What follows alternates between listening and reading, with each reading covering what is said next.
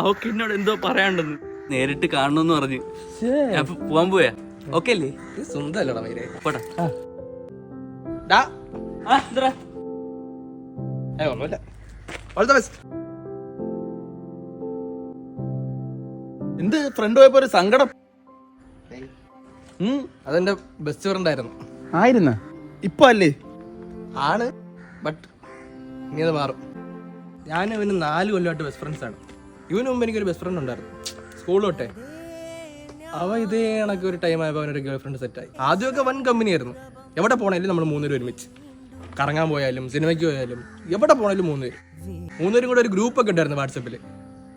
പിന്നെ പയ്യെ ഓരോരുത്തരായിട്ട് ലെഫ്റ്റ് ആയി തുടങ്ങി.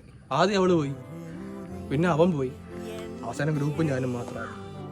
ഇപ്പൊ പുതിയ ഗ്രൂപ്പ് തുടങ്ങേണ്ടി വരുമോ എന്നൊരു ഉൾഭയം. ലൈഫ് അല്ലേ ബ്രോ, ഓരോരുത്തർക്കും ഓരോ പ്രൈവസി ഇല്ലേ? അത് വേണം.